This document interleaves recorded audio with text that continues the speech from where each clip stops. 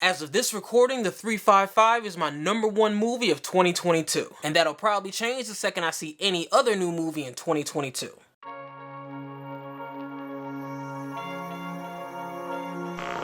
It's the beginning of the year, so you know what that means. January movies and all the fun those things turn out to be. Now, even though January is generally considered the graveyard month that most studios put their movies that they don't really have much faith in, sometimes you can find one or two gems that stand out above the rest. This movie ain't it, but I'm still here to talk about it, so let's get to it. A CIA agent must join forces with the rival German agent, a cutting-edge computer specialist from the UK, and a Colombian psychologist to recover a top-secret weapon that has fallen into the hands of a group of mercenaries.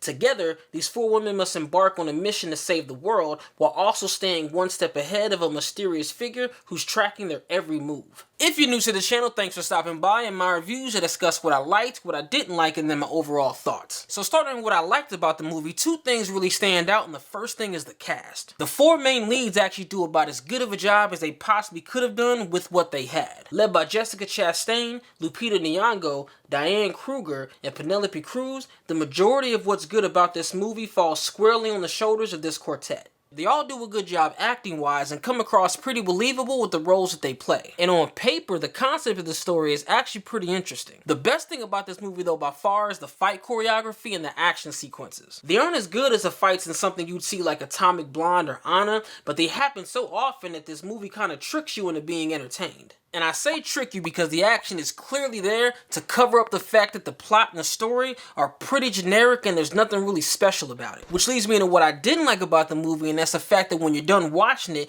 you can't help but think to yourself that you've seen movies like this before, but seen it done way better. There were genuinely one or two scenes that I didn't see coming as far as how they played out, but for the most part, this movie's pretty predictable. Every time you think you know what's about to happen, odds are that's exactly what happened. So in conclusion, the cast was pretty solid, the action sequences were good, but there are a lot of predictable plot points and the ending doesn't really make much sense. And the movie does kind of give off a vibe like it should have came out in the mid-2000s. All that being said, I'd say this movie is cool to watch if there's nothing else on TV. I probably shouldn't be too surprised though, because the original release date of this movie was actually January of last year. It's almost like Universal didn't even try to find a place for it in 2021. Just dump it in January next year. We ain't got time to deal with this movie. Who am I kidding? Most of y'all ain't about to see this movie no time soon. But whenever y'all do get around to watching this movie, leave a comment below and let me know your thoughts. Thanks for watching. If you like what you're seeing, hit that thumbs up and click that subscribe button to see what's coming next.